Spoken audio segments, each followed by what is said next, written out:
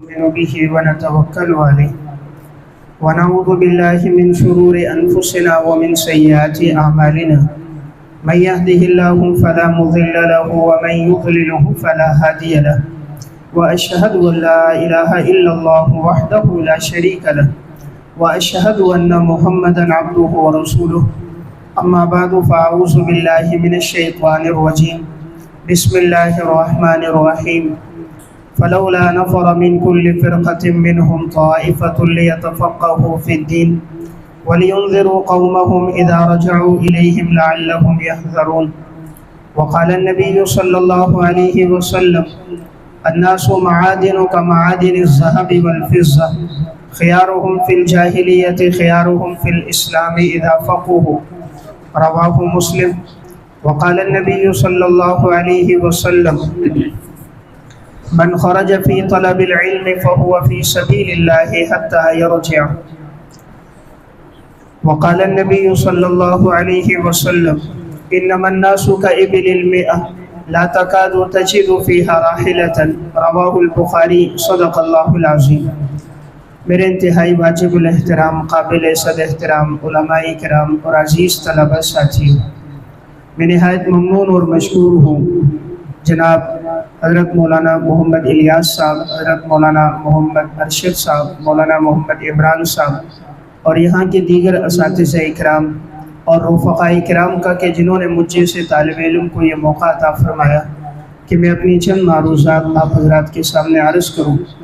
میں دعا گو ہوں اللہ رب العزت آپ تمام حضرات کی جان میں، مال میں، عمر میں، صحت میں، علم میں برکت نصیب فرمائے. عزیز طلبہ، آپ حضرات چونکہ علم سیکھنے کے لیے آئے ہیں، اسی لیے آپ کی مناسبت ہی سے میں 5 گزارشات عرض کروں گا. اگر یہ 5 باتیں آپ کی میری زندگی میں ہوئیں، امید ہے کہ انشاءاللہ یہ سال اچھا گزرے گا اور کما حقہ ہم مستفید بھی ہوں گے. سب سے پہلی گزارش یہ ہے کہ آپ چونکہ علم حاصل کرنے کے لیے آئے ہیں، اس علم کو محنت کے ساتھ حاصل کریں. جتنی آپ کی زندگی میں محنت، طلب، جستجو اور لگن زیادہ ہوگی، اتنا ہی اللہ رب العزت آپ کو نوازیں گے. حضرات صحابہ اور سلف نے اس علم کو کیسے حاصل کیا، کتنی محنتوں اور قربانیوں کے ساتھ. امام بخاری رحمۃ اللہ علیہ متوفی 256 ہجری نے صحیح بخاری کتاب العلم میں باب باندھا ہے، باب الخروج فی طلب العلم. اس کے تحت امام بخاری رحمۃ اللہ علیہ نے ایک ذیلی باب باندھا، باب رحل جابر بن عبداللہ الى عبداللہ بن انیس فی حدیث واحد، کہ حضرت جابر بن عبداللہ رضی اللہ تعالیٰ عنہ نے عبداللہ بن انیس رضی اللہ تعالیٰ عنہ کی طرف سفر کیا، ایک حدیث کے لیے 1 مہینے کا سفر طے کیا. امام بخاری نے وہ روایت صحیح بخاری میں تو نہیں لائی، اس لیے کہ وہ حسن لذاتی ہی ہے، اور امام بخاری صحیح بخاری میں صحیح لذاتی ہی احادیث نقل کرتے ہیں. انہوں نے یہ روایت اپنی دوسری کتاب الادب المفرد باب المعانقہ میں ذکر کی کہ حضرت جابر رضی اللہ تعالیٰ عنہ جب عبداللہ ابن انیس رضی اللہ تعالیٰ عنہ سے ملے، فرمایا اس حدیث کے لیے میں نے آپ کی طرف سفر کیا ہے. تو گویا 1 مہینہ ان کو لگا اس حدیث کے علم کی خاطر. تو عزیز طلبہ، یہ علم اتنی قربانیوں کے ساتھ پہنچا ہے، تو جتنا زندگی میں محنت کا جذبہ زیادہ ہوگا، اللہ رب العزت اتنا ہی نوازیں گے. حضرات محدثین نے کتنی قربانیاں دی علم حدیث کے لیے اور فن اسماء الرجال کے لیے.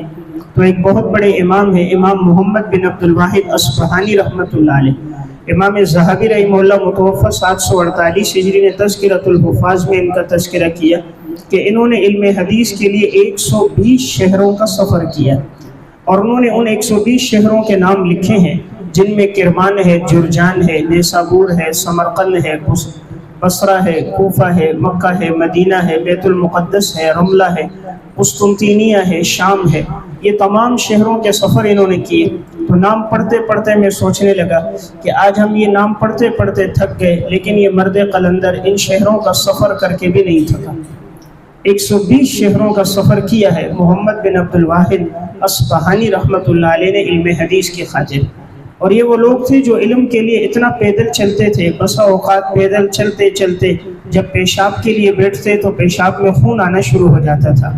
امام محمد بن طاہر مقدسی رحمۃ اللہ علیہ، امام ذہبی نے تذکرۃ الحفاظ میں لکھا، فرماتے علم حدیث کے لیے میں اتنا پیدل چلا، سواری خریدنے کی سخت نہیں تھی، اور نہ اتنی وسعت تھی کہ یہ سواری کرائے پہ لے سکیں، تو یہ پیدل چلتے تھے۔ پیدل چلتے چلتے حالت یہ ہو گئی کہ جب پیشاب کرنے کے لیے بیٹھتے تو پیشاب میں خون آتا تھا۔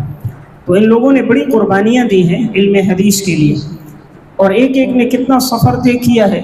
امام ابو حاتم رازی رحمۃ اللہ علیہ متوفی 277 ہجری، ان کا واقعہ ان کے بیٹے عبد الرحمن بن ابی حاتم رازی متوفی 327 ہجری کی کتاب الجرح والتعدیل جو حیدرآباد دکن سے چھپی، اس میں انہوں نے اپنے والد کے حالات ذکر کیے۔ انہیں میں ذکر کیا کہ میرے والد ابو حاتم رازی فرماتے علم حدیث کے لیے میں 1000 فرسخ پیدل چلا ہوں۔ ایک فرسخ 3 میل کا ہوتا ہے، 1000 فرسخ موجودہ دور میں 3000 میل بنتے ہیں۔ تو گویا اس عالم نے 8 سال کے عرصے میں 3000 میل کا پیدل سفر طے کیا۔ 213 ہجری میں گھر سے گئے ہیں، 221 ہجری میں گھر واپس آئے ہیں، اور ابو حاتم رازی 8 سال تک گھر نہیں لوٹے۔ آج تو گھر میں اور آپ شام گھر نہ لوٹیں تو ہم پریشان ہوتے ہیں کہ ہفتہ گزر گیا، مہینہ گزر گیا، ہم گھر نہیں گئے۔ اور یہ امام ابو حاتم وہ ہیں کہ 8 سال تک یہ گھر نہیں لوٹے ہیں اور 3000 میل کا پیدل سفر طے کیا۔ اس دوران ان کی زندگی میں کیسے حالات آئے، اس وقت جو پورا فن اسماء و رجال ہم تک پہنچا ہے اس میں امام ابو زرع رازی متوفی 264 ہجری، اور یہ امام ابو حاتم رازی متوفی 277 ہجری، امام نیشاپوری، امام بخاری رحمۃ اللہ علیہ، ان علماء کی بڑی قربانیاں ہیں۔ یہ لوگ کتنا اس علم کے لیے مشقت برداشت کرتے تھے۔ ابو حاتم رازی فرماتے ہیں ایک دن ہم پیدل چلتے رہے اور چلتے چلتے پورا دن گزرا، ہمیں کھانے کو کچھ نہ ملا۔ دوسرا دن آیا، ہمارے پاس کھانے کے لیے کچھ نہیں تھا، تو قد مضى یومان ما طعمت فیہما شیئا، 2 دن گزر گئے تھے اور میں نے کچھ بھی نہیں کھایا تھا۔ تو بھوک کی وجہ سے اچانک ان پر غشی طاری ہوئی، یہ نیچے گر گئے۔ تو آگے جا کر امام ابو زرع رازی بھی بے ہوش ہو گئے۔ وہاں سے قافلہ گزرا، انہوں نے سمجھا کہ شاید ان کا انتقال ہو گیا اور ان کی تجہیز اور تکفین نہیں ہو سکی، تو انہوں نے پانی گرم کیا۔ ابو حاتم رازی کو غسل دینے کے لیے جیسے ہی تختے پہ ڈالا تو ان کو ہوش آ گیا۔ کسی نے کہا مردہ زندہ ہو گیا، انہوں نے مسکرا کر کہا کہ میں مردہ نہیں ہوں بلکہ بھوک کی وجہ سے میرے اوپر غشی طاری تھی۔ تو کہا میرے ایک اور ساتھی بھی ہیں ابو زرع رازی، ان کو تلاش کیا، ان پہ پانی ڈالا، ان کو بھی ہوش آیا۔ قافلے والوں نے ان کو کھانا دیا، زاد راہ دیا، فرماتے ہم نے آگے کا سفر دوبارہ شروع کر دیا۔ یہ وہ علماء ہیں کہ ایک ایک شہر میں جا کر ہر راوی کا نام، اس کے والد کا نام، دادا کا نام، لقب، کنیت، ان کے اساتذہ، ان کے تلامذہ، اہل علم کی ان کے بارے میں آراء، ان کی سن ولادت، ان کی سن وفات، ان سے مروی احادیث، ان کی تصنیفی علمی خدمات اور ان کی زندگی کے زہد و تقوی، اخلاص و للہیت کے واقعات، یہ ساری معلومات ان علماء نے جمع کی ہیں، اور اس کے لیے انہوں نے 3000 میل کا پیدل سفر طے کیا۔ تو میں عرض کر رہا تھا عزیز طلبہ، آپ کے بننے کا زمانہ طالب علمی کا دور ہے، اس میں جتنی محنت زیادہ ہوگی اتنا ہی مستقبل میں اللہ تعالیٰ آپ کو عزتیں عطا فرمائے گا۔ حضرات سلف کی زندگی کو سامنے رکھیں کہ انہوں نے دین کے لیے کتنی قربانیاں دی ہیں، تب اللہ تعالیٰ نے ان کو مستقبل میں عزتیں عطا فرمائیں۔ آج امام بخاری رحمۃ اللہ علیہ متوفی 256 ہجری امیر المومنین فی الحدیث کہلاتے ہیں، اور ان کی کتاب اصح الکتب بعد کتاب اللہ۔ تو دیکھیں امام بخاری نے اس علم کو کس طرح حاصل کیا۔ خطیب بغدادی رحمۃ اللہ علیہ نے تاریخ بغداد میں اور امام ذہبی نے سیر و اعلام النبلاء میں ذکر کیا کہ امام بخاری فرماتے ہیں جب میں آدم بن ابی ایاس رحمۃ اللہ علیہ کے پاس سبق پڑھتا تھا، علم حدیث حاصل کرتا تھا، تو 3 دن میرے اوپر اس طرح گزرے ہیں کہ میں نے گھاس کھائی ہے، یعنی کھانے کے لیے میرے پاس کچھ نہیں تھا، وسعت بھی نہیں تھی۔ اس دور میں مدارس کا یوں نظم نہیں تھا کہ طلبہ اکرام کلاس میں بیٹھے ہوں، اساتذہ آئے پڑھا کے جائے، پھر دوسرا استاذ آئے پڑھا کے جائے، اور کھانے پینے کا ایسا انتظام جیسے آج موجود ہے۔ کھانے کا وقت ہوتا ہے، دسترخوان لگا ہے، کھانا ہمارے لیے موجود ہے۔ اس دور میں چونکہ اس طرح کی سہولیات، آسائشیں، راحتیں نہیں تھیں، تو امام بخاری کہتے ہیں 3 دن تک میں گھاس لیتا تھا، اس گھاس کو میں صاف کرتا اور میں اس گھاس کو کھا لیتا اور اوپر سے پانی پی لیتا۔ 3 دن کے بعد ایک شخص آیا، امام بخاری رحمۃ اللہ علیہ کو ایک تھیلی دی، فرمایا انفق علی نفسک، اپنے آپ پر اس کو خرچ کرو۔ فرمایا جب میں نے تھیلی کو کھولا تو اس میں 300 دراہم موجود تھے۔ تو اللہ تعالیٰ عسر کے بعد یسر لاتا ہے، پریشانی کے بعد اللہ راحت لے کر آتا ہے، مشقت کے بعد اللہ آسانی لے کر آتا ہے۔ تو آج اگر امام بخاری کو ایک مقام ملا تو عزیز طلبہ انہوں نے اتنی محنتوں کے ساتھ اس علم کو حاصل کیا ہے. اس لیے جتنی قربانیاں دین کے لیے دیں گے، مشقت اور تکلیف برداشت کریں گے، اپنی زندگی میں محنت جہد مسلسل لے کر آئیں گے، اللہ رب العزت اتنا ہی آپ کو نوازے گا. حضرات محدثین کی قربانیاں کتنی ہیں. امام ذہبی رحمہ اللہ کی ایک کتاب ہے تذکرۃ الحفاظ، اس میں انہوں نے امام حجاج بن شاعر ثقفی رحمۃ اللہ علیہ، بہت بڑے محدث ہیں اور بخاری مسلم کے راوی ہیں، 1,00,000 احادیث ان کو یاد تھی. انہوں نے اس علم کے لیے کتنی قربانی دی ہے. امام ذہبی رحمہ اللہ نے تذکرۃ الحفاظ میں لکھا، جب حجاج بن شاعر ثقفی رحمۃ اللہ علیہ علم حدیث کے لیے گھر سے نکلے تو ان کی مہربان والدہ نے ان کو 100 روٹیاں پکا کر دے دی. فرمایا بیٹا جہاں کہیں کھانے کی ضرورت ہو ایک روٹی نکال لینا. تو امام حجاج بن شاعر ثقفی ایک محدث کے درس میں جاتے، احادیث سنتے، دوسرے کے ہاں، تیسرے کے ہاں، چوتھے کے ہاں، پھر رات کو جب واپس آتے دیا جلا دیتے. اس دور میں لکڑی کے قلم ہوتے تھے اور چمڑوں پر، ہڈیوں پر، گتوں پہ، لکڑیوں پہ احادیث کو محفوظ کیا جاتا تھا. اس طرح وہ احادیث کو محفوظ کرتے اور اپنے تھیلے سے ایک روٹی نکال لیتے اور ایک کٹورے میں اس روٹی کو ٹکڑے کر کے ڈالتے اور اس میں پانی ڈالتے تاکہ وہ روٹی نرم ہو جائے.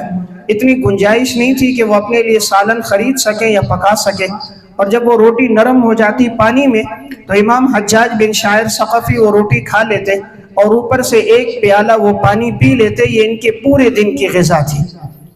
پورے دن کی غذا یہ ایک روٹی ہے جس کے ساتھ سالن کوئی نہیں ہے، صرف پانی ہے. جب 100واں دن آیا امام حجاج بن شاعر ثقفی کا اور انہوں نے آخری روٹی اپنے تھیلے سے نکالی تو امام حجاج رونے لگ گئے. ان کے قریب ان کے ساتھی اور دوست نے فرمایا بھائی کیوں رو رہے ہو؟ کہا جی آخری روٹی ہے، مجھے اپنے اساتذہ کا در اب چھوڑنا پڑے گا، اس لیے کہ اب وسعت اور گنجائش بھی نہیں ہے، حالات بھی ایسے چل رہے تھے. تو تھوڑی دیر کے لیے میں سوچنے لگا جو روٹی آدمی 100ویں دن کھائے گا اس میں کتنا تعفن ہوگا. بظاہر اس کی طرف طبیعت کا میلان نہیں ہوگا. آج تو 5 منٹ پہلے روٹی پک جائے ہم نہیں کھاتے کہ یہ روٹی ٹھنڈی ہے، اس کے کنارے کچے ہیں، یہ روٹی جلی ہوئی ہے، فلاں تندور کی روٹی کیوں نہیں لے کر آئے، فلاں آٹے کی روٹی کیوں بنی ہوئی نہیں لائے. ہم نے زندگی کا مقصد عقل و شرب کو بنایا، انہوں نے زندگی کا مقصد علم کو بنایا، اس لیے وہ لوگ چلے گئے. لیکن 1200 سال بعد بھی آج بھی ان کا تذکرہ سند حدیث میں موجود ہے کہ حدثنا حجاج بن شاعر الثقفی. تو میں ایک بات عرض کر رہا تھا عزیز طلبہ، اللہ نے جن کو عزت دی ہے محنت سے دی ہے. والذین جاہدوا فینا لنہدینہم سبلنا، ہمارے راستوں میں کوشش کرو گے تو ہم تمہارے لیے راہیں آسان کر دیں گے. اگر ہم چاہیں اللہ ہمیں بھی عزت دے، ہمیں سلف کی طرح قربانیاں دینی پڑیں گی.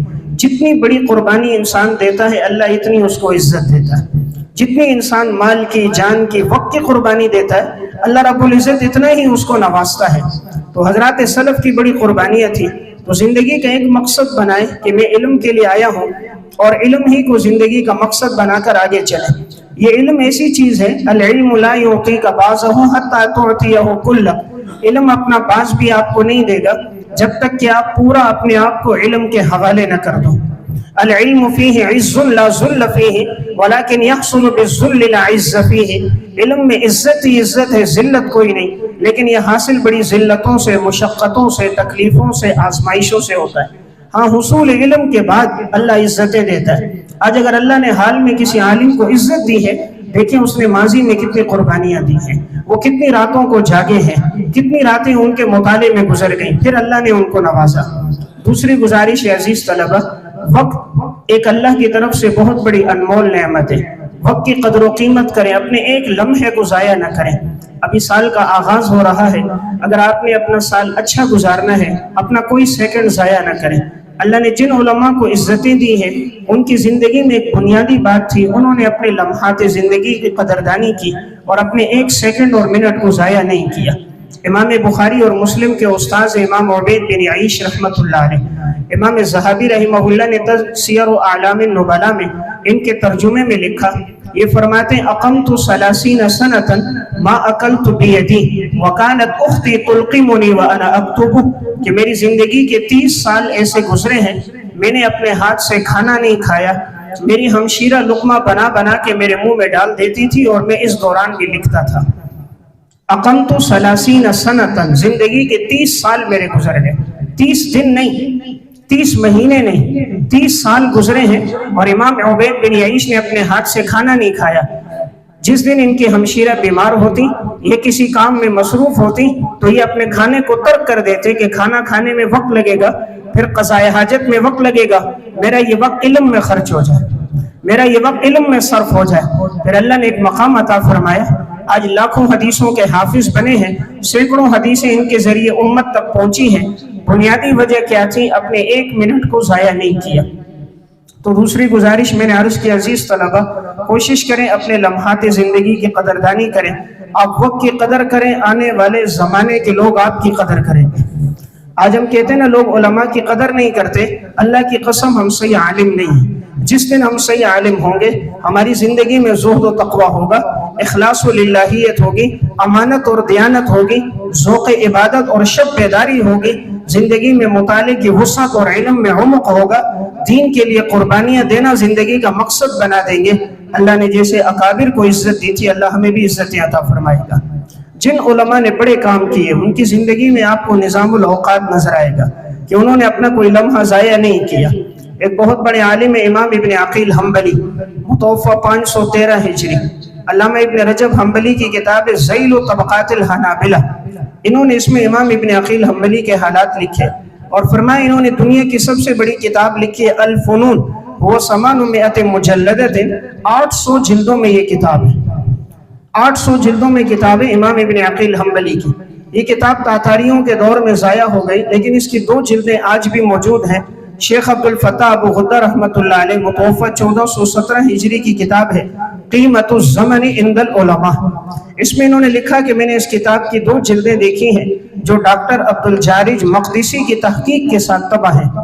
یہ جو امام ابن عقیل اتنا بڑا کام کر کے گئے، ان سے پوچھا کہ آپ نے زندگی کیسے گزاری؟ ان کی عمر تھی 82 سال۔ فرمایا علم کا جو شوق میری زندگی میں 20 سال کی عمر میں تھا، آج 82 سال ہو گئی، علم کا وہ شوق، علم کے لیے وہ طلب اور علم کے لیے توجہ جستجو آج بھی موجود ہے۔ اور فرماتے میں نے اپنے وقت کی حفاظت یوں کی کہ یہ کھانا نہیں کھاتے تھے، دوسرے تیسرے دن چند لقمے کھاتے تاکہ بس زندہ رہے، باقی ستو لیتے، پانی میں گھول کے پی لیتے۔ اور فرماتے تھے کہ میں نے اس لیے کیا تاکہ کہیں ایسا نہ ہو کھانا کھانے میں وقت لگے، اس کے بعد سستی ہو، غنودگی ہو، اس کے بعد مختلف امراض اور بیماریاں ہیں، پریشانیاں ہیں، تکلیفیں ہیں اور قضاء حاجت کے لیے جانا ہے۔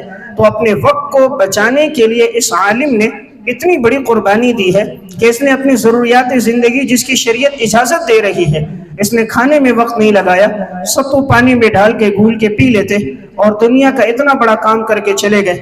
تو علامہ ابن رجب حنبلی نے ان کے ترجمے میں ایک جملہ لکھا ہے، فرمایا کان ابن عقیل لا یضیع ساعۃ من عمرہ، ابن عقیل نے اپنی زندگی کا 1 سیکنڈ، 1 لمحہ ضائع نہیں کیا۔ کان ابن عقیل لا یضیع ساعۃ من عمرہ، اپنی زندگی کا 1 سیکنڈ ضائع نہیں کیا۔ آج اگر علم کی دنیا میں ان کا ایک مقام ہے اور دنیا کی سب سے بڑی کتاب لکھ کر چلے گئے، تو عزیز طلبہ پیچھے ایک بات ہمیں نظر آئی ہے، لمحات زندگی کی قدردانی۔ اس لیے میری دوسری گزارش تھی کہ تمام ساتھی کوشش کریں اپنا وقت ضائع نہ کریں، استاذ کلاس میں موجود ہو یا نہ ہو، آپ کی کوشش ہو، اگر نہیں ہے تو آپ کتاب کا تکرار کریں، حاشیہ پڑھیں، شروحات پڑھیں، نہیں تو خارجی کتابیں پڑھیں، لیکن کوئی لمحہ، کوئی سیکنڈ، کوئی منٹ آپ کا ضائع نہ ہو۔ تیسری میری گزارش یہ ہے کہ عزیز طلبہ اپنی زندگی میں مطالعے کی وسعت لے کر آئیں۔ جتنا آپ خارجی مطالعہ کریں گے، حواشی کا، تعلیقات کا، شروحات کا، خارجی کتابوں کا، تاریخ کا، رجال کا، تفاسیر کا، اتنا آپ کے علم میں وسعت آئے گی۔ درس نظامی سے انسان عالم نہیں بنتا، عالم بننے کی استعداد بنتی ہے۔ عالم انسان اپنے مطالعے سے بنتا ہے۔ جتنا آپ کا مطالعہ وسیع ہوگا، آپ کے علم میں عمق آئے گی۔ اللہ تعالیٰ نے جن لوگوں کو عزتیں دی ہیں، ان کی زندگی میں ایک بات تھی مطالعے کی وسعت۔ علامہ ابن جوزی رحمۃ اللہ علیہ، متوفہ 597 ہجری کی کتاب سعید الخاطر، یہ ان کی زندگی کی آپ بیتی ہے۔ اس میں فرماتے ہیں انی طالعت 20,000 مجلدۃ فی طلب العلم، کہ میں نے طالب علمی کے زمانے میں 20,000 جلدوں کا مطالعہ کیا۔ 20,000۔ آج میرے اور آپ کے لیے تو یہ بات سن کر ہم حیرت میں پڑ جاتے ہیں کہ کیسے مطالعہ کیا۔ تو آج جو لذت ہمیں ٹچ موبائل کے چلانے میں آ رہی ہے اور اس کی اسکرین پر ہماری انگلی گھومتی نظر آتی ہے، ان حضرات کو اس سے کئی گنا زیادہ لذت کتابوں کے اوراق کے پلٹنے میں آتی تھی۔ اور ان کو کئی گنا زیادہ لذت کہ ان کی آنکھیں کتاب کے اوپر جمی ہوتی تھی۔ جب طالب علمی میں 20,000 جلدوں کا مطالعہ کر کے چلے گئے، اللہ نے کتنا بڑا کام لیا اس ایک عالم سے۔ شیخ عبدالحمید آلوچی کی ایک کتاب ہے مؤلفات ابن الجوزی، اس میں انہوں نے ان کی چھوٹی بڑی تمام کتابوں کے نام لکھے ہیں۔ 519 کتابیں اس ایک عالم نے اکیلے تصنیف کی، 519، جن میں ایک کتاب المنتظم فی تاریخ الامم والملوک، یہ تاریخ پر ہے، اس وقت 19 جلدوں میں دارالکتب العلمیہ سے چھپی ہے۔ اس میں انہوں نے حضرت آدم علیہ السلام سے اپنی تاریخ کا آغاز کیا، نبی اکرم صلی اللہ علیہ وسلم کے دور تک لے کر آئے، پھر ہر سن ہجری کے واقعات، یکم ہجری میں کون سے واقعات پیش آئے، 2 ہجری میں، 3 ہجری میں، 4 ہجری میں، ہر ہجری میں جو علماء پیدا ہوئے ان کی سن ولادت، ان کی سن وفات، ان کی تعلیمات اور ان کی لکھی ہوئی کتابیں، ان کی زندگی کے واقعات، یہ گویا 600 سالہ یہ ریکارڈ اور کائنات کے آغاز سے حضور کے دور تک کا پورا ریکارڈ انہوں نے 19 جلدوں میں جمع کر دیا۔ صرف یہ ایک کتاب 19 جلدوں میں، انہوں نے موضوع روایات پر الموضوعات کتاب لکھی ہے جو اس وقت 4 جلدوں میں، العلل المتناہیہ فی الاحادیث الواہیہ ان کی 2 جلدوں میں، قرآن کریم کی تفسیر زاد المسیر فی علم تفسیر ان کی 7 جلدوں میں، قرآن کریم کے غریب الفاظ پر تذکرۃ العریب فی تفسیر الغریب 1 جلد میں۔ یعنی شاید کوئی عنوان ہو جو علامہ ابن جوزی سے چھوٹ گیا ہو تو اللہ نے اتنی عزتیں کیوں عطا فرمائی، ایک لمحے کو ضائع نہیں کیا۔ اس لیے عزیز طلبہ، میری تیسری گزارش تھی اپنے مطالعے میں وسعت لے کر آئے، جب بھی آپ کو وقت ملے خارجی آپ مطالعہ کریں، طالب علمی کے دور میں اپنے آپ کو موبائل سے بچائیں تاکہ آپ کا قیمتی وقت اس میں ضائع نہ ہو جائے۔ آج علم کی دنیا میں ایک بہت بڑا نام ہے علامہ انور شاہ کشمیری رحمۃ اللہ علیہ، متوفی 1352 ہجری۔ جب تک شاہ صاحب کی تحقیقات حدیث کے درس میں بیان نہ ہو، درس کی تکمیل نہیں ہوتی، تو اللہ تعالیٰ نے علامہ انور شاہ کشمیری کو یہ جو مقام عطا فرمایا، حضرت کے مطالعے کی وسعت کتنی تھی۔ علامہ محمد یوسف بنوری رحمۃ اللہ علیہ نفحۃ العنبر میں لکھتے ہیں، شاہ صاحب یومیہ 200 صفحات کا مطالعہ کرتے تھے، 200 صفحات یومیہ۔ مولانا انظر شاہ کشمیری کی کتاب ہے نقش دوام، اس میں عنوان ہے علمی انہماک، اس عنوان کے تحت واقعہ ہے علامہ انور شاہ کشمیری رحمۃ اللہ علیہ آ رہے تھے، راستے میں ایک دم شاگرد نے اپنے استاذ کو دیکھا، مولانا فخر الحسن صاحب رحمۃ اللہ علیہ، اٹھ کر آئے، ہاتھ میں ان کی کتاب تھی فتح الباری، مطالعہ کر رہے تھے۔ شاہ صاحب سے مصافحہ کیا، حضرت شاہ صاحب نے پوچھا بیٹا کیا پڑھ رہے ہو؟ فرمایا حضرت فتح الباری پڑھ رہا ہوں۔ کہا کتنا مطالعہ کرتے ہو؟ کہا کبھی 15 صفحے کبھی 20 صفحے۔ حضرت شاہ صاحب مسکرا گئے، فرمایا بیٹا میں نے طالب علمی کے دور میں فتح الباری کی 14 جلدوں کا 20 دنوں میں مطالعہ کیا، 20 دن میں 14 جلدیں، ہر جلد اس وقت تقریباً 550-600 صفحات پر مشتمل کتاب ہے۔ فرمایا میں نے 20 دنوں میں 14 جلدیں مطالعہ کر دی ہیں، دوبارہ مراجعت کی ضرورت پیش نہیں آئی۔ اگر میں کوئی حوالہ دوں اور تم اس کی مراجعت کرو گے تو تفاوت بہت کم پاؤ گے۔ تو اندازہ کریں اگر علم کی دنیا میں ایک مقام ہے علامہ انور شاہ کشمیری کا، تو پیچھے زندگی انہوں نے کس طرح گزاری ہے کہ انہوں نے اپنے لمحات کی اتنی قدردانی کی اور اپنے مطالعے کو وسعت دی۔ اس لیے میری تیسری گزارش تھی عزیز طلبہ، کوشش کریں اپنے مطالعے کو وسعت دیں۔ چوتھی میری گزارش ہے اس علم کو تقویٰ کے ساتھ حاصل کریں۔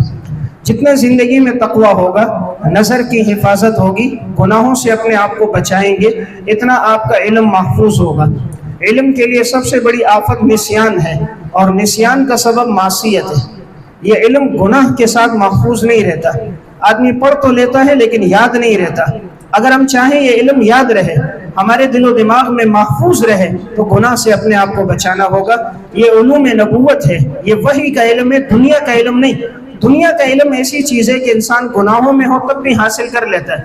کوئی ڈاکٹر بن رہا ہے، انجینئر بن رہا ہے، مکینک بن رہا ہے، وہ مستری ہے، کارپینٹر ہے، کوئی بھی دنیا کے شعبے ہیں، اگر اللہ نہ کرے وہ زندگی میں اس کے گناہ بھی ہیں تب بھی وہ شعبے میں آگے بڑھ جاتا ہے۔ لیکن یہ جو دین کا علم ہے، اللہ قرآن میں فرما رہا ہے وَاتَّقُوا اللَّهَ وَيُعَلِّمُكُمُ اللَّهُ، تم تقوی اختیار کرو، اللہ تمہیں علم عطا فرمائے گا۔ اللہ تعالیٰ نے علم کو تقوی کے ساتھ جوڑا، اس لیے جتنا تقوی ہوگا آپ کی نظر محفوظ ہوگی، آپ کا علم آپ کو یاد رہے گا۔ علم کے لیے سب سے بڑی آفت نسیان ہے، نسیان کا سبب معصیت یعنی بدنظری ہے۔ اس لیے کوشش کریں طالب علمی کے دور میں ٹچ موبائل نہ چلائیں۔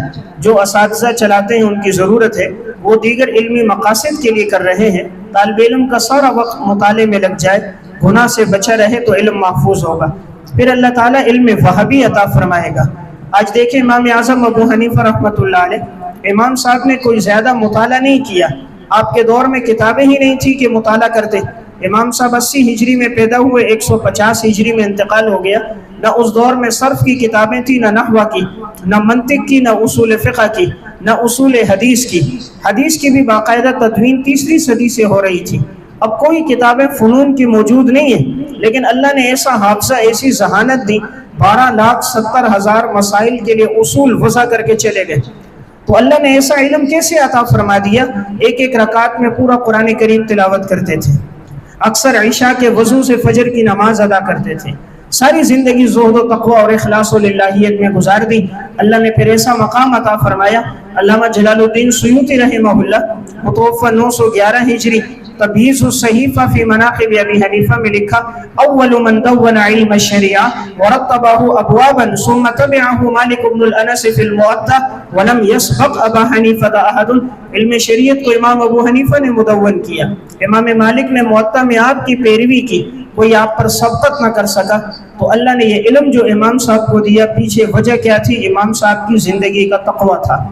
قرآن کریم کے ساتھ ایسی محبت اور تعلق، رمضان المبارک میں الخیرات الحسان میں 61 قرآن کریم تلاوت کر رہے ہیں، روزانہ ایک قرآن، دن میں روزانہ ایک قرآن، رات میں ایک قرآن، پورے مہینے میں تراویح میں۔ جب قرآن سے ایسا والہانہ تعلق اور ایک رکعت میں قرآن کی تلاوت، تو اللہ نے علوم وہبی آپ کو عطا فرما دی۔ آج تو ہمارے پاس کسبی علم نہیں ہے، جو ہم پڑھ رہے ہیں یہ کسبی علم ہے، ہمارے پاس نہیں۔ اللہ تعالیٰ نے امام اعظم رحمۃ اللہ علیہ کو علوم وہبی عطا فرما دیے۔ تعلق مع اللہ کتنا آپ کا قوی تھا۔ علامہ ابن خلکان رحمۃ اللہ علیہ نے وفیات الاعیان و انباء ابناء الزمان میں لکھا، امام ابو حنیفہ رحمہ اللہ ایک دفعہ نماز میں تھے اور امام صاحب نے سورہ زلزال تلاوت کی۔ جب وہ 2 آیتیں پڑھ رہے تھے، امام ابو حنیفہ رو رہے تھے، فَمَن يَعْمَلْ مِثْقَالَ ذَرَّةٍ خَيْرًا يَرَهُ وَمَن يَعْمَلْ مِثْقَالَ ذَرَّةٍ شَرًّا يَرَهُ۔ جو رائی کے دانے کے برابر برا عمل کرے اس کا بھی بدلہ پائے گا، جو رائی کے دانے کے برابر اچھا عمل کرے اس کا بھی بدلہ پائے گا۔ تو کہا امام ابو حنیفہ کی آنکھوں سے آنسو بہ رہے تھے۔ کہا نماز ختم ہوئی، ایک کونے میں کھڑے ہو گئے، 2 رکعت نماز کی نیت باندھ لی، سارے لوگ مسجد سے چلے گئے۔ امام ابو حنیفہ رحمہ اللہ قرآن کی تلاوت فرما رہے تھے۔ یزید بن کمیت کہتے ہیں، میں انتظار کرتا رہا ابھی آپ کی نماز پوری ہو، میں دروازہ بند کروں، لیکن آپ کی نماز مکمل نہ ہوئی، میں چلا گیا۔ جب میں فجر کی آذان دینے کے لیے مسجد میں آیا، کہا میں نے دیکھا امام ابو حنیفہ رحمہ اللہ وہیں کھڑے ہیں، قرآن کریم کی تلاوت کر رہے ہیں، آپ کی آنکھوں سے آنسو بہ رہے ہیں، آپ کی داڑھی مبارک اور دامن آنسوؤں سے تر ہو چکا ہے۔ فجر کی آذان دینے میں گیا، آپ نے رکوع کیا، نماز پوری کی۔ میں نماز کے بعد قریب آیا، آپ نے فرمایا کوئی بات ہو کسی کے سامنے مت عرض کرو۔ مناقب ابی حنیفہ میں واقعہ ہے، جس دن امام صاحب کا انتقال ہوا اس دن انہوں نے کہا تھا، اللہ کی قسم، اللہ کی قسم، اللہ کی قسم، یہ وہ انسان ہے کہ میں نے 1 2 نہیں سینکڑوں مرتبہ ان کو دیکھا تھا۔ عشاء کی نماز کے بعد لوگ چلے جاتے، آپ مسجد کے کونے میں کھڑے ہو کر عبادت شروع کر دیتے، اور جب صبح میں آتا تھا تو آپ کو مسجد میں موجود پاتا تھا۔ تو امام صاحب کا یہ زہد و تقوی تھا، اللہ نے نوازا۔ اس لیے میں نے چوتھی گزارش رکھی، عزیز طلبہ، جتنا نظر کی حفاظت ہوگی علم محفوظ ہوگا۔ امام مالک نے امام شافعی رحمۃ اللہ علیہ کو ایک نصیحت کی تھی، الداء والدواء میں ہے، فرمایا بیٹا اللہ نے آپ کو بڑا حافظہ دیا ہے۔ امام شافعی کی ذہانت دیکھ کر امام مالک نے ایک نصیحت فرمائی، یہ نصیحت سونے کے پانی سے لکھنے کے قابل ہے۔ فرمایا انی ارا قد القى فی قلبک نورا فلا تطفئه بظلمۃ المعصیہ۔ پیارے بیٹے، اللہ نے آپ کے دل میں علم کا نور ڈالا ہے، اسے گناہوں کی ظلمت کے ساتھ مٹانا نہیں۔ اللہ نے آپ کے دل میں علم کا نور ڈالا ہے، اسے گناہوں کی ظلمت کے ساتھ مٹانا نہیں۔ تو امام شافعی کہتے ہیں پھر میں گناہ سے یوں بچتا جیسے کوئی زہر سے بچتا ہوں۔ اللہ کی نافرمانی تو زہر ہے، تھوڑی بھی نقصان دیتی ہے، زیادہ بھی نقصان دیتی ہے۔ اللہ کی نافرمانی تو ایک اژدہا ہے، چھوٹا بھی ڈستا ہے، بڑا بھی ڈستا ہے۔ اللہ کی نافرمانی تو ایک انگارہ ہے، چھوٹا بھی نقصان دے گا، بڑا بھی نقصان دے گا۔ تو میری چوتھی گزارش ہے عزیز طلبہ، جتنا تقوی ہوگا، آپ کی نظر کی حفاظت ہوگی، اتنا علوم نبوت سے زیادہ مستفید ہوں گے۔ پانچویں میری گزارش ہے، اپنے اساتذہ اکرام کا، والدین کا، کتابوں کا ادب اور احترام کریں۔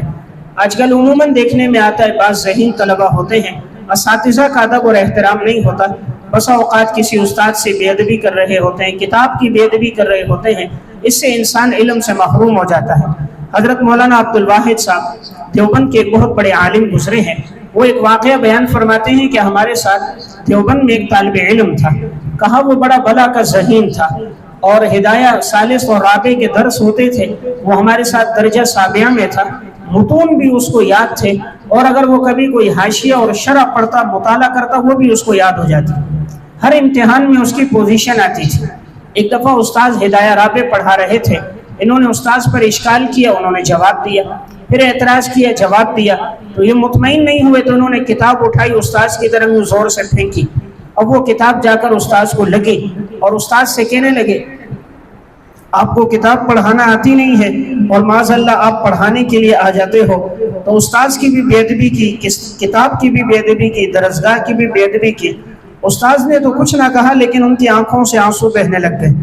اب یہ طالب علم چند دنوں کے بعد اس کا اخراج ہو گیا۔ حضرت فرماتے ہیں کہ جب دارالعلوم دیوبند کا سالہ جلسہ تھا تو میں جا رہا تھا، ایک اسٹیشن پر میں اترا تو میں نے دیکھا کہ یہ وہی طالب علم اب اس کے 5-6 ٹخنوں سے نیچے ہیں اور اس کے چہرے پہ داڑھی نہیں ہے، اور اس نے ایک گتا وہ لٹکایا ہوا ہے، اسٹیشن پر چھالیے اور پان بیچ رہا ہے، ایک ہاتھ میں جھاڑو ہے، اسٹیشن پہ جھاڑو دے رہا ہے۔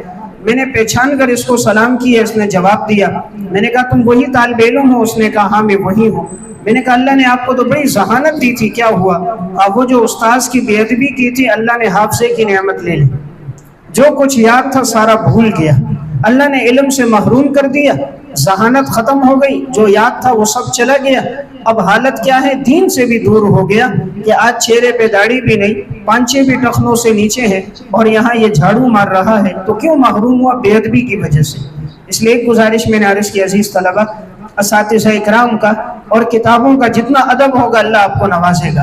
علامہ انور شاہ کشمیری رحمۃ اللہ علیہ سے پوچھا گیا اللہ نے آپ کو بڑی ذہانت عطا فرمائی، اس کے پیچھے وجہ کیا ہے؟ شاہ صاحب فرماتے تھے میں نے دین کی کسی کتاب کو بغیر وضو کے ہاتھ نہیں لگایا، اور نمبر 2 میں نے کبھی کتاب کو اپنا تابع نہیں کیا کہ میں نے ٹیک لگا کے مطالعہ کیا ہو، لیٹ کر مطالعہ کیا ہو، کتاب کو گھماتے بھی نہیں تھے، بے ادبی نہ ہو۔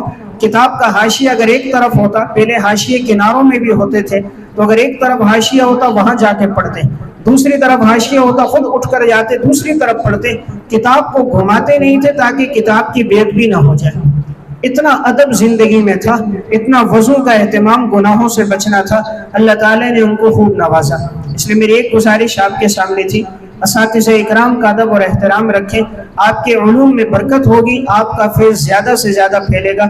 جو بے ادب ہوتے ہیں ان سے علم کا فیض نہیں پھیلتا، پڑھ تو لیتے ہیں تو اللہ تعالیٰ ان سے آگے علم کو نہیں پھیلاتا، یا دیہات تک محدود ہو جاتے ہیں، یا کسی ایک شہر کے اندر ہی ہوتے ہیں، یا آگے تدریس کا موقع نہیں ملتا، علم اور تصنیف کا موقع نہیں ملتا، یا علم کو بھول جاتے ہیں تو آگے ان کے علم کا فیض نہیں پھیلتا۔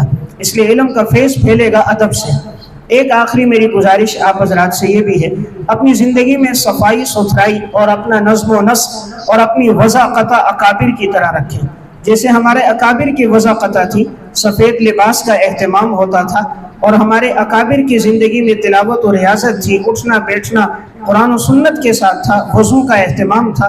ان چیزوں کو اپنی زندگی میں لائیں، اپنی کلاس کی، اپنی درسگاہ کی صفائی رکھیں، اپنے جسم کی صفائی رکھیں، جس جگہ بیٹھیں وہاں کی صفائی ہو۔ عموماً دیکھنے میں آتا ہے کلاس کی صفائی اور صحن کی صفائی درسگاہ کی نہیں ہوتی، بہرحال ایک جانور بھی بیٹھے تب بھی وہ صفائی کا اہتمام کرتا ہے، ہمیں تو اس سے کئی گنا زیادہ صفائی کا اہتمام کرنا چاہیے۔ آخر میں ایک بات عرض کر رہا ہوں، اگر حافظے میں کوئی کمی ہے، سبق یاد نہیں رہتا، تو انسان کو مایوس نہیں ہونا چاہیے، دعاؤں کا اہتمام کرنا چاہیے۔ اللہ رب العزت دعائیں بڑی قبول کرتا ہے، اس لیے انسان رات کے آخری پہر میں اٹھ کر تہجد کی نماز میں، اسی طرح فرائض کے بعد، قرآن کی تلاوت کے بعد جتنا مانگیں گے اللہ قبول کرے گا۔ تلاوت کو زندگی کا معمول بنائیں۔ اللہ نے جن لوگوں کو نوازا ان کی زندگی میں تلاوت تھی۔ علامہ ابن جوزی رحمہ اللہ نے صفت الصفوہ میں لکھا، امام وکیع بن جراح متوفی 197 ہجری روزانہ ایک قرآن کریم تلاوت کرتے تھے۔ امام وکیع روزانہ ایک قرآن پڑھتے تھے۔ امام یحییٰ بن سعید القطان رحمۃ اللہ علیہ، امام ذہبی لکھتے ہیں 20 سال تک معمول تھا اور روزانہ ایک قرآن کریم تلاوت کرتے تھے۔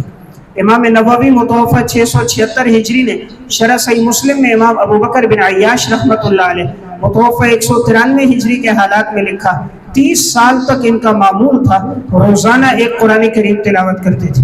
تو اکابر میں کوئی ایسا نہیں تھا جس کا قرآن سے تعلق نہ ہو۔ اس لیے عزیز طلبہ، فجر کی نماز کے بعد 2 سے 2:15 سے پارے تلاوت کریں، اشراق تک مسجد میں بیٹھ کے تلاوت کریں، 1 سے 2 حدیثیں حفظ کریں، پھر اشراق کی نماز پڑھ کر اپنے معمولات کا آغاز کریں۔ اگر یہ وقت آپ نے ضائع کر دیے دائیں بائیں گھومنے پھرنے میں، سونے میں، لیٹنے میں، تو یہ آپ کا پورا دن اچھا نہیں گزرے گا۔ فجر کے بعد سے وقت اگر آپ نے اشراق میں گزارا، تلاوت میں گزارا، تو انشاءاللہ آپ کا پورا دن بہت اچھا گزرے گا۔ تو دن کا آغاز تلاوت سے کریں تو اللہ توفیق دے گا۔ یہ دین کے جتنے بھی کام ہیں اللہ کی توفیق سے ہوتے، اور توفیق اعمال سے ملتی ہے۔ جتنی زندگی میں اعمال ہوں گے اللہ کاموں کی توفیق دے گا۔ کل میسر لما خلق لہ، سب کچھ تب ہوتا ہے جب اللہ آسان کر دے۔ جس کام کے لیے اللہ جس کو پیدا کرتا ہے اس کے لیے وہ کام آسان کر دیتا ہے۔ اس لیے میں نے عرض کی تلاوت بھی لائیں، حفظ حدیث کو معمول بنائیں، روزانہ 2 3 حدیثیں حفظ کریں تاکہ آپ دور حدیث تک پہنچیں تو آپ کو علم حدیث کا ایک بہت بڑا ذخیرہ یاد ہو جائے۔ اور اللہ سے دعا کرتے رہیں، اللہ کے خزانے میں کمی کوئی نہیں۔ آج بعض طلبہ کہتے ہیں جی حافظہ کمزور ہے، سبق یاد نہیں ہوتا، یاد نہیں رہتا۔ اللہ سے مانگے، جو اللہ امام ذہبی کو حافظہ دے سکتا ہے، جو 6 لاکھ راویوں کے حالات جن کی نوکے زبان پر تھے۔ علامہ تاج الدین سبکی نے طبقات الشافعیۃ الکبریٰ میں لکھا، امام ذہبی متوفی 748 ہجری کے بارے میں، لو اقیم علی اقمۃ لعرف کل منہم باسمائہم واسماء آبائہم، یہ جملہ حضرت شاہ صاحب نے فیض الباری میں بھی لکھا کہ اگر 6 لاکھ راوی ہوں ان کو سامنے کھڑا کر دیا جائے اور امام ذہبی کو ایک ٹیلے پر کھڑا کرو تو ہر راوی کو دیکھ کر بتائیں گے اس کا نام، والد کا نام، دادا کا نام، لقب، کنیت، ان کے اساتذہ، ان کے تلامذہ، ان کے بارے میں اہل علم کی آراء، ان سے مروی روایات سب زبانی بتا دیں گے۔ اللہ نے ایسا حافظہ دیا تھا، تو جو اللہ علامہ انور شاہ کشمیری کو، امام ذہبی اور حافظ ابن حجر کو دے سکتا ہے وہ اللہ مجھے اور آپ کو بھی دے سکتا ہے۔ اس لیے اللہ سے مانگے اور آنسو بہائیں۔ اللہ تعالیٰ کو آنسو بڑے پسند ہے۔ آسمان سے پانی اللہ برساتا ہے، زمین سے پانی اللہ نکالتا ہے۔ یہ ندی نالوں کا خالق، دریاؤں کا خالق، نہروں کا خالق، آبشاروں کا خالق اللہ ہے، لیکن آنسوؤں کے 2 قطروں کی بڑی لاج رکھتا ہے۔ جب یہ ندامت کے ساتھ بہہ جائے ماضی کے گناہ معاف کر دیتا ہے۔ جو مانگے وہ اللہ عطا کر دیتا ہے، اس کے خزانے میں کوئی کمی نہیں۔ آج ساری زندگی لگ گئی مال اور دولت کے پیچھے، پیسہ جمع ہو، سونا جمع ہو، چاندی جمع ہو۔ جس نے سونے کو پیدا کیا اس کو بھلا دیا۔ جو سونے کا خالق ہے، جو چاندی کا خالق ہے، جس نے سونے اور چاندی کی کانوں کو، یاقوت اور زمرد کو جس نے پیدا کیا، آج ہم نے اس رب کو بھلا دیا۔ اس رب سے تعلق مضبوط کریں اور یہ تعلق عبادت سے مضبوط ہوگا، پھر آپ دیکھیں گے انشاءاللہ مستقبل میں اللہ آپ سے دین کا کام لے گا، آپ کے فیض کو اللہ پوری دنیا میں پھیلائے گا۔ میں نے ایک اور جگہ بیان میں بھی پہنچنا ہے، اسی پر اکتفا کرتا ہوں۔ اللہ تعالی ہم سب کو عمل کی توفیق عطا فرمائے۔ وآخر دعوانا ان الحمدللہ رب العالمین۔ ربنا آتنا في الدنيا حسنة وفي الآخرة حسنة وقنا عذاب النار اللهم إنك عفو كريم تحب العفو فاعف عنا يا غفور يا غفور۔ یا اللہ ہم سب کے چھوٹے بڑے صغیرہ کبیرہ خفیہ اعلانیہ تمام گناہوں کو معاف فرما۔ ہم میں سے جو پریشان حال ہے اللہ سب کی پریشانیاں دور فرما، جو حاجت مند ہے سب کی جائز حاجتوں کو پورا فرما۔ یا اللہ ہم سب کا یہ بیٹھنا اپنی بارگاہ میں قبول فرما۔ یا اللہ اس ادارے کو دن دگنی رات چگنی ترقیاں نصیب فرما۔ ادارے کی جتنی ضروریات ہیں مولا کریم اپنے خزانے غیب سے پورا فرما۔ جتنے اساتذہ اکرام یہاں پڑھا رہے ہیں یا اللہ تمام کی جان مال عمر صحت علم میں برکت نصیب فرما۔ جتنے طلبہ اکرام یہاں پڑھ رہے ہیں یا اللہ سب کو علم نافع عطا فرما، سب کو حافظے کی نعمت عطا فرما، سب کے علم میں وسعت اور علم میں عمق پیدا فرما۔ ہم سب کو دنیا میں رسول اللہ صلی اللہ علیہ وسلم کی اطاعت، آخرت میں آپ صلی اللہ علیہ وسلم کی شفاعت نصیب فرما۔ یا اللہ اس علم کو محنت اور تقوی کے ساتھ حاصل کرنے کی توفیق عطا فرما اور ہم سب کا خاتمہ ایمان پہ فرما۔ صلی اللہ تعالی خیر خلق محمد وعلی آلہ وصحبہ اجمعین برحمتک یا ارحم الراحمین۔